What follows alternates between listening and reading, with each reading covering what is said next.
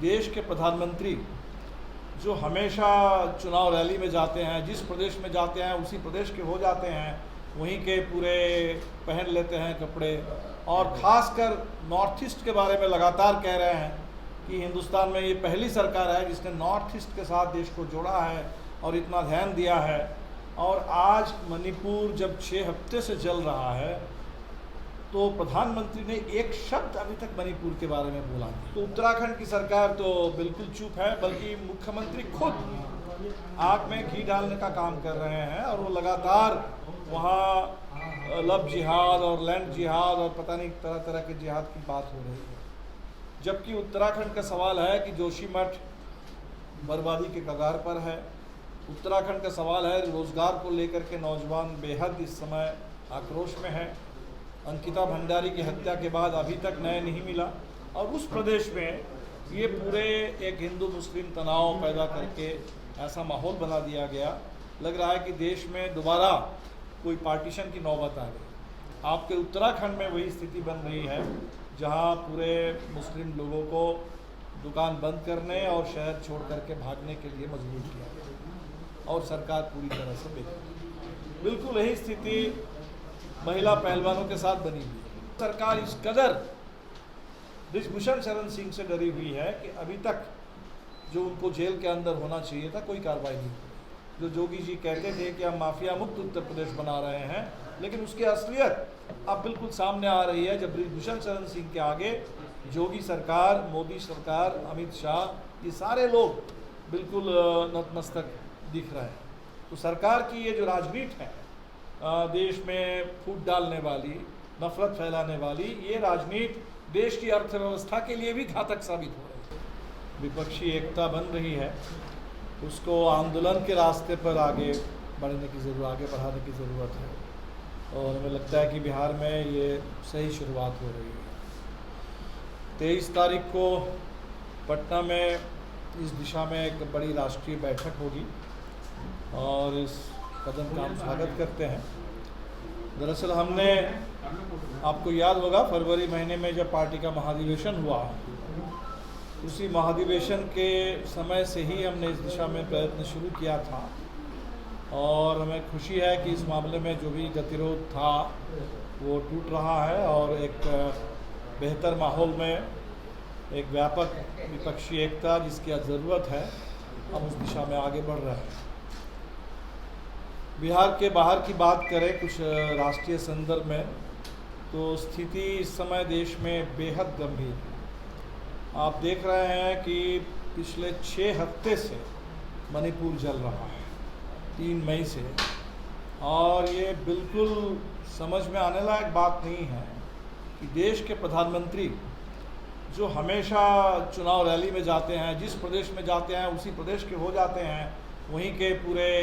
पहन लेते हैं कपड़े,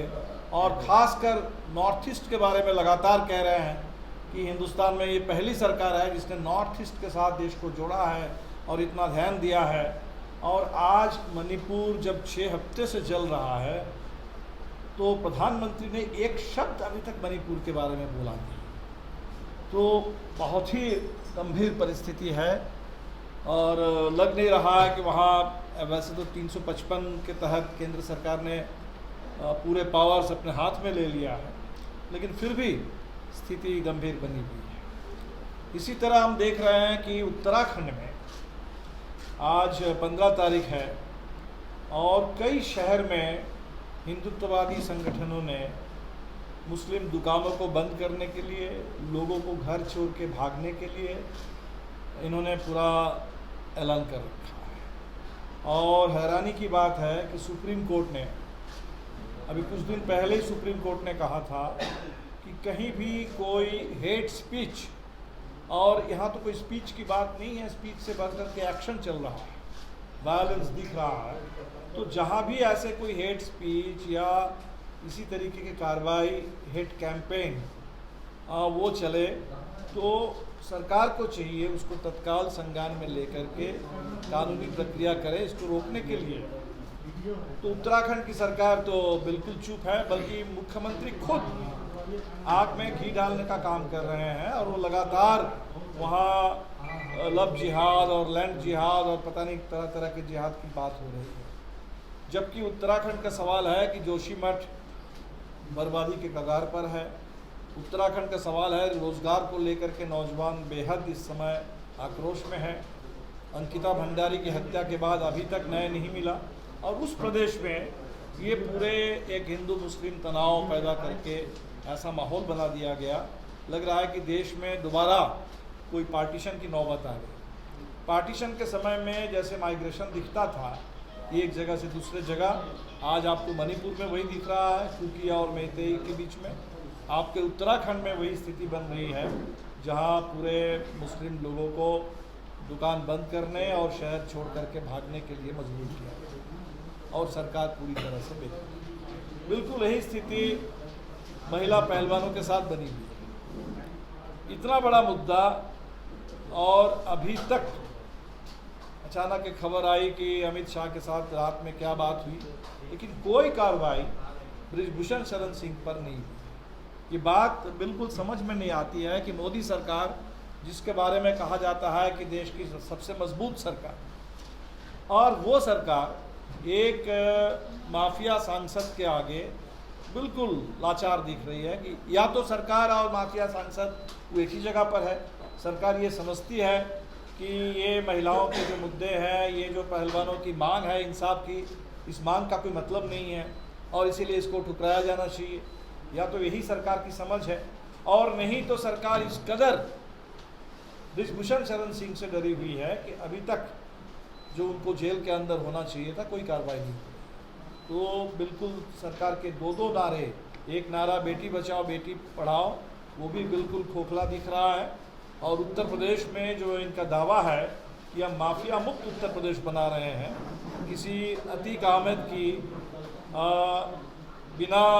कानून के परवाह करके, न्यायिक प्रक्रिया की परवाह किए बगैर देर रात में जिस तरह से एनकाउंटर करके उनकी हत्या कर दी गई, तो उसका उदाहरण दिखा करके जो जोगी जी कहते थे कि हम माफिया मुक्त उत्तर प्रदेश बना रहे हैं, लेकिन उसकी असलियत अब बिल्कुल सामने आ रही है जब बृजभूषण शरण सिंह के आगे जोगी सरकार, मोदी सरकार, अमित शाह, ये सारे लोग बिल्कुल नतमस्तक दिख रहे हैं। तो ये जो सारे मुद्दे हैं, इसी तरह का अभी जो बालासोर में ट्रेन दुर्घटना, अब अजीब स्थिति है इस देश में कि इतनी बड़ी ट्रेन दुर्घटना, अब ये सवाल भी सीबीआई के पास, सीबीआई का मतलब या एनआईए के पास। तो रेलवे की दुर्घटना, जहां सवाल रेलवे के पूरे सुरक्षा तंत्र से जुड़ा हुआ है, जहां सवाल इससे जुड़ा हुआ है कि रेलवे में 3 लाख से ज़्यादा पद खाली पड़ी हुई है, जहां सवाल इससे जुड़ा हुआ है कि सरकार लगातार, अब रेलवे का बजट भी बंद कर दिया गया, रेल के लिए अलग कोई मंत्री तक नहीं है। जो रेल मंत्री है वही आईटी सेल के भी, आईटी के भी मंत्री हैं, वही कम्युनिकेशन के भी मंत्री है। तो रेलवे की जो लगातार उपेक्षा हुई है, आज उसी का परिणाम है कि रेलवे में एकदम सुरक्षा नाम की कोई चीज़ नहीं है, जबकि आप देखेंगे कि वो पूरा इतना बड़ा मुद्दा उसको भी दबा दिया गया। तो ऐसी स्थिति में जो यहाँ विपक्ष की बैठक होगी, हम उम्मीद करते हैं कि एक सही शुरुआत हो। और न सिर्फ देश में चुनाव का सवाल है, चुनाव तो आएगा, हो सकता है समय से पहले आ जाए, तो चुनाव के लिए तो तैयारी करनी है, लेकिन हमें लगता है कि जो देश में ऐसा माहौल बना दिया गया और इस माहौल का पूरा असर देश की अर्थव्यवस्था पर पड़ रही है। देश में अभी जो आंकड़े आए हैं, सरकार बहुत दावा कर रही है, हमारे एडवाइज़र ने कहा कि ऑटो पायलट मोड में इकोनॉमी वो पूरा उड़ान भर रही है, यहाँ कोई देखने की ज़रूरत नहीं। ऑटो पायलट मोड का आप ठीक से हिंदी में तर्जुमा कर दे तो हो जाएगा कि भगवान भरोसे, कि सरकार को कुछ नहीं करना है इसमें। तो ऐसी स्थिति में तो जाहिर सी बात है कि जहाँ देश में बेरोज़गारी, महंगाई, गरीबी, भूखमरी, इस पर सरकार चर्चा नहीं करना चाहती है और इन मुद्दों को दबाने के लिए, इन मुद्दों से लोगों के ध्यान भटकाने के लिए पूरे देश में हमेशा हिंदू मुस्लिम के नाम पर एक तनाव, एक नफ़रत, एक हिंसा का माहौल बनाया जा रहा है। तो इसका असर सिर्फ उन लोगों पर नहीं है जिनकी दुकानें बंद हो रही है, जिनको भगाया जा रहा है, इसका असर पूरे देश पर है। पूरे देश के रोजगार पर है, अर्थव्यवस्था पर है, उत्पादन पर है। क्योंकि ऐसा हो ही नहीं सकता कि देश में इस तरह के हिंसा का माहौल हो, नफरत का माहौल हो, अराजकता का माहौल हो और उस देश की अर्थव्यवस्था बड़ा तेज़ी से आगे बढ़े, उस देश में उत्पादन ठीक से हो, उस देश में निवेश हो, उस देश में लोगों को, नौजवानों को रोज़गार मिले। तो सरकार की ये जो राजनीति है देश में फूट डालने वाली, नफरत फैलाने वाली, ये राजनीति देश की अर्थव्यवस्था के लिए भी घातक साबित हो रही है। और हमें लगता है कि ऐसी स्थिति में जो विपक्ष की बैठक होगी, यहाँ से एक संदेश पूरे देश के लिए जाए कि हिंदुस्तान में जो गैर भाजपा विपक्ष है वो बिल्कुल स्थिति से निपटने के लिए, देश को एक वैकल्पिक दिशा देने के लिए, इस खतरनाक राजनीति से, संकट से देश को उबारने के लिए तैयार है। ये संदेश हम उम्मीद करते हैं 23 तारीख की बैठक से जाएगी। और ये खुशी की बात है कि बिहार, जहाँ से हमेशा हर ऐसे कठिन समय में जहाँ से शुरुआत हुई है, चाहे वो 1857 की अगर आप बात करें, उस दौर में भी आप कुंवर सिंह को याद करें, पीराली को याद करें, बिहार के उन तमाम इलाकों के आंदोलनों को याद करें, आप 42 के आंदोलन को याद करें, आप 74 के आंदोलन को याद करें, आप भोजपुर के किसान आंदोलन को याद करें, तो हमेशा हर संकट में बिहार ने रास्ता दिखाया है। और हम उम्मीद करते हैं कि इस बार भी जो शुरुआत होगी बिहार से, और बिहार में जो महागठबंधन का प्रयोग है वो प्रयोग और भी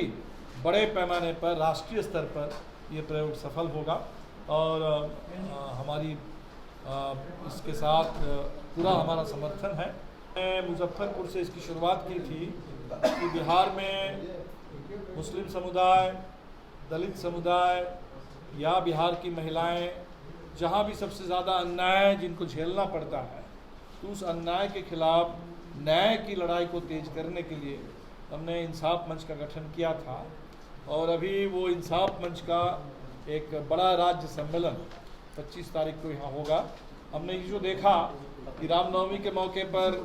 बिहार शरीफ जला, मदरसा जला दिया गया, लाइब्रेरी जला दिया गया, 4,500 किताबें बर्बाद कर दी गई। और अगर कुछ लोग ये समझ रहे थे कि हिंसा का मतलब सिर्फ मुस्लिम लोगों के खिलाफ हो, तो अब बिल्कुल दिखा कि वो जो चमत्कारी कोई बाबा एक आए थे, उस बाबा के प्रवचन के बाद जब बाबा ने ऐलान किया कि बिहार से हिंदू राष्ट्र की शुरुआत होगी,